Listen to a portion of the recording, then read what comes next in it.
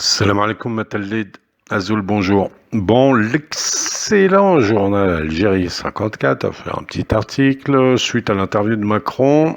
Alors, la journaliste l'interroge, c'était hier l'interview, je crois, l'interroge et évidemment, il s'est rien passé, j'ai rien dit, c'est pas très grave, c'est normal, machin. Ce gars-là, bon, je sais que nos gouvernants, quoi, l'État, a mis définitivement une croix sur ce président-là. Je l'espère de tout cœur, en tout cas, et même de toute raison. Cet homme n'est absolument pas fiable. Il a montré toute sa traîtrise en tant que président. Hein. Vraiment, là, je prends pas de, il n'y a pas de sentiment. Au niveau des intérêts algériens, cet homme n'est pas fiable du tout pour l'Algérie. Voilà, insoutenable pour une présidentielle ou quoi que ce soit. Vous allez voir donc des petits extraits. C'est une mini vidéo, ça va aller très vite.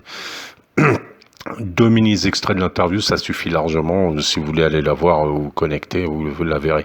Bref, tout d'abord, je vous laisse vite fait avec et puis j'arrive. Dernière question, je ne peux pas ne pas vous la poser puisque il y a un regain de tension avec l'Algérie ces dernières heures. L'Algérie a interdit son espace aérien aux avions militaires français. Samedi déjà, Alger a demandé le rappel immédiat pour consultation de son ambassadeur en France. Ils répondent à vos propos, Monsieur le Président. Dans Le Monde, il y a quelques jours, vous avez dit que l'Algérie s'est construite après la guerre sur une rente mémorielle entretenue par le système politico-militaire. Vous dénonciez aussi une histoire officielle totalement réécrite qui ne s'appuie pas sur des vérités, mais sur un discours qui repose sur une haine de la France. Les mots sont durs.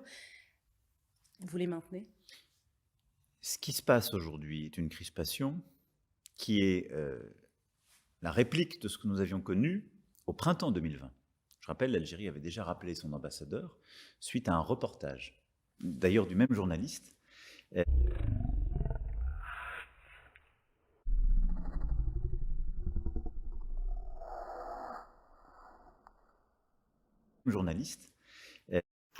Bon, vous avez vu comment il dit ce même journaliste, hein, et en ralenti avec sa tête de chétane. En fait, tout était bien préparé, bien prémédité, tout ça. Hein. Rien n'est jamais fait aux arts, ni cette interview, ni ses propos qu'il a eu il y a quelques jours. Bon, ce journaliste, c'est cette tête de l'art, là, Kissous Mustafa, qui avait fait le reportage sur le Hirak. Alors, ce gars, ce qui est marrant, c'est qu'il est journaliste au Monde, il est spécialisé dans le sport. Hein, voilà.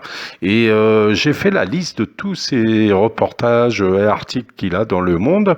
Vous trouvez donc les 3/4, c'est le sport, et quelques-uns, c'est sur la Tunisie ou l'Algérie. Voilà. Et si vous trouvez un article sur le Maroc, hein, puisque c'est un Marocain, c'est sur le sport.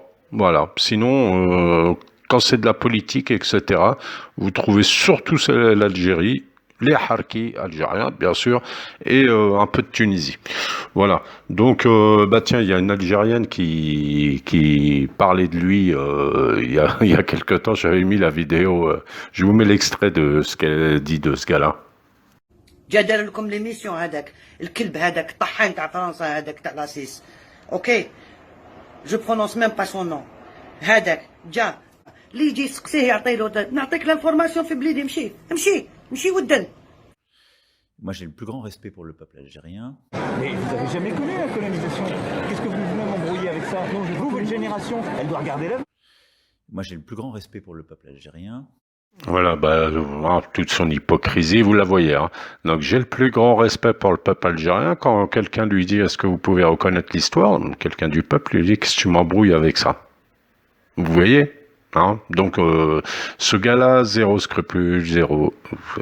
J'arrête pas de le dire, mais c'est pas que lui, hein, mais lui spécialement, il est vraiment pas crédible du tout. Pour déjà pour les Français eux-mêmes, hein, je pense, mais pour l'Algérie, il faut mettre une croix dessus. Inch'Allah que nos autorités mettent une croix sur cet homme.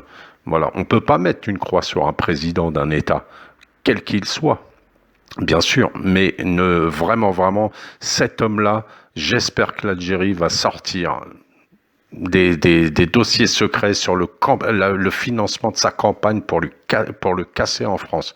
Ça, on en reparlera, j'arrête pas d'en parler. Regardez ce qu'il dit. La Shoah ne doit pas cicatriser. Ça veut dire la plaie doit rester ouverte. Donc tout le temps entretenir cette douleur et tout ça. D'accord? Pour qu'on s'en souvienne tout le temps, etc. Mais par contre, pour nous, Algériens, dont nos ancêtres, nos parents ont souffert, nous, non, c'est qu'est-ce que tu viens m'embrouiller avec ça? Parlons d'avenir uniquement. On oublie. Non, mais c'est extraordinaire. Et j'entretiens des relations vraiment cordiales avec le président Tebboune. Bah, tu m'étonnes qu'il entretient des relations cordiales avec le président Tebboune, parce que c'est lui qui a entre ses mains ses secrets et qui peut les sortir.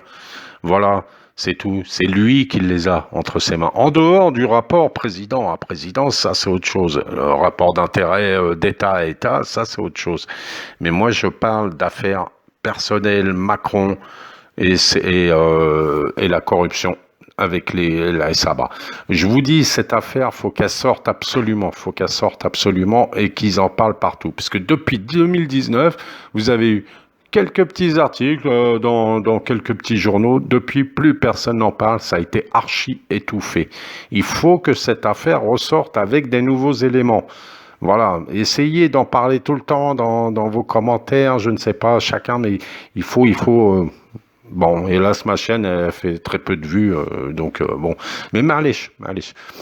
Voilà, bon bah, ce gars-là, imaginez là, alors il a dit des trucs comme ça, là, j'imagine, hein. Allô, monsieur Tebboune, président Tebboune, bon, écoutez, je suis désolé, là, ce que j'ai dit, c'était pas contre l'Algérie, c'était pas contre vous, vous le savez bien, moi, comment je suis un gars contre la colonisation, blablabla, blablabla, mais j'étais obligé, bon, allez, c'est bon. Vous voyez, le genre de conversation, c'est bon, je peux vous garantir que moi, je vais tout faire pour contrer l'OAS française, et nanana. Et bon, vous voyez, mais on sait parfaitement. Alors d'autant que là, que la France va prendre donc bientôt la présidence de l'Union européenne. Donc je vous dis pas avec tout ce qui est le Maroc et compagnie, le Sahara occidental et tatata, tout ce qui va se passer. Macron, il faut lui sortir cette affaire. Allez, Maslama.